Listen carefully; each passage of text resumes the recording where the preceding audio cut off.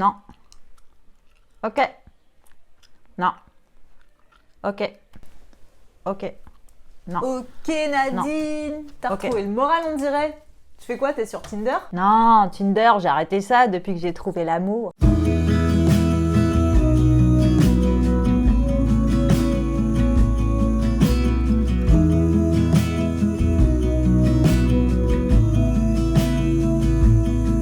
Bah, je suis sur Quizlet.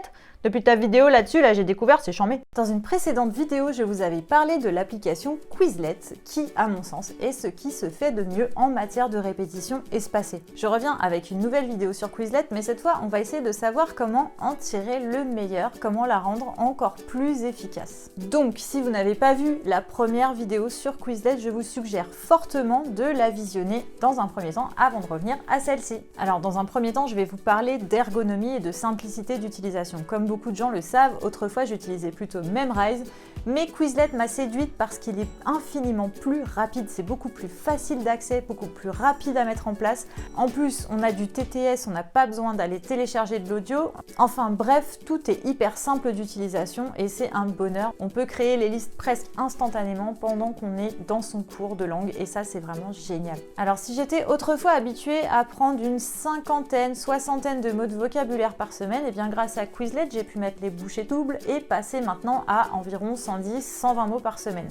Pour moi, c'est le max de ce que je peux ingurgiter. Partons de l'idée qu'on va apprendre environ 100 à 120 mots de vocabulaire par semaine. Pour ma part, je ne prends même plus mes listes de vocabulaire sur une Google Sheet comme je le faisais avant et comme je vous l'avais dit lors de la première vidéo sur Quizlet. Non, j'ai l'application Quizlet ouverte sur... En fait, c'est pas l'application parce que c'est sur le navigateur, mais je suis sur Quizlet en live pendant que je suis en train de prendre mon cours et je prends mon vocabulaire directement dans la liste. Ça va beaucoup plus vite. La première astuce qui, encore une fois, de la part des développeurs est un détail de conception que je trouve super intelligent, c'est que si vous entrez un mot et que quelqu'un, une tierce personne, l'a déjà entré avant vous dans une quelconque liste de vocabulaire, eh bien, il vous sera proposé ainsi que sa traduction. Personnellement, je m'en sers aussi pour savoir si j'ai fait une faute d'orthographe dans le mot que je viens d'entrer. Évidemment, si je rentre une longue phrase, je m'attends à ce qu'il n'y ait pas de suggestion. Par contre, si c'est un mot qui est assez courant et que je l'écris comme ça tout seul, eh bien, il y a des chances pour qu'il me soit proposé et s'il ne l'est pas, c'est que probablement je me suis plantée en l'écrivant. Ensuite, Quizlet propose sa propre banque d'images libre de droit et ce qui est vraiment génial, c'est que lorsque vous créez votre liste, alors pour ça, il faut un compte premium ou enseignant payant, donc ça vaut une cinquantaine d'euros par an. Comme je l'ai dit, c'est assez raisonnable. Et donc grâce à ce compte, vous allez pouvoir avoir des suggestions d'images en fonction du mot que vous avez entré. Et croyez-moi, elles sont très pertinentes. Et le gros avantage de ça, eh bien, c'est que ça permet de fixer le mot sur une image.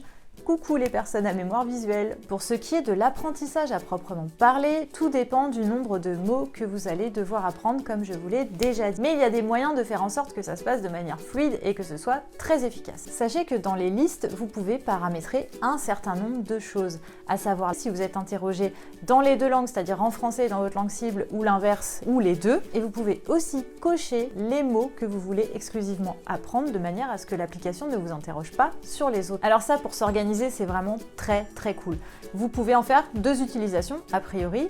Soit vous marquez les mots que vous avez du mal à apprendre et avec lesquels vous galérez un petit peu pour qu'ils ressortent alors que les autres que vous avez déjà appris ne ressortiront pas, ça vous évitera de perdre du temps si la liste est longue. Ou bien, si vous vous êtes fait un planning, admettons sur 5 jours que vous avez 100 mots de vocabulaire à apprendre, et bien vous voulez en apprendre seulement 20 par jour, donc vous allez en sélectionner une vingtaine et ensuite le lendemain vous allez en sélectionner une autre vingtaine et ainsi de suite pour qu'à la fin vous ayez votre liste complète à la fin de la semaine. Alors moi ce que j'aime bien faire et qui a bien fonctionné pour le moment, c'est que le soir, dès que j'ai terminé mon cours, je continue à battre le fer pendant qu'il est chaud et je termine le mode apprendre le soir même, comme ça je me souviens un petit peu de ce qu'on a étudié pendant le cours et ça fait plus sens pour moi. Donc je fais le mode apprendre en entier, c'est-à-dire que si j'ai une vingtaine de mots, eh bien je fais les 20 mots. Si j'ai plus, eh bien je fais plus, ou alors je sélectionne, comme je vous l'ai dit, avec l'option qui est disponible.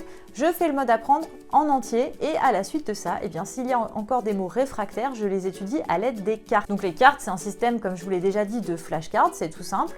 Et vous avez donc le français d'un côté, la langue cible de l'autre, avec le TTS, donc l'audio, qui s'affiche ou pas si vous cochez l'option. Si vous connaissez bien le mot, vous pouvez swipez à droite. Si vous le connaissez mal, vous swipez à gauche et il reviendra. Ah, c'est pour ça que tu me demandais pour Tinder. Donc en gros, après avoir terminé le mode apprendre, je le revois dans la soirée à l'aide des cartes. Il y a 3-4 mots qui me résistent encore. Et le lendemain matin, je refais à nouveau le mode apprendre en entier. Et puis là, normalement, c'est ok. Évidemment, lorsque vous avez fini la liste d'une semaine, n'hésitez pas quand même à la revoir de temps en temps. C'est à vous de décider un peu la fréquence à laquelle vous voulez la revoir. C'est plutôt pas mal quand même, au moins une fois par mois, de se faire une petite session de révision et de revoir toutes les listes de vocabulaire qu'on a déjà vues. Et vous, est-ce que vous avez déjà essayé Quizlet? Est-ce que vous êtes du genre à vouloir partager avec vos collègues ou alors est-ce que vous préférez pimper vos listes pour vos propres besoins? N'hésitez pas à me faire partager votre expérience dans les commentaires, ce sera toujours très enrichissant pour moi et pour tout le monde. Si cette vidéo vous a plu, je vous invite à la liker, à la partager, à vous abonner, activer les notifications, nous suivre sur les réseaux sociaux et je vous dis à la semaine prochaine pour une nouvelle vidéo.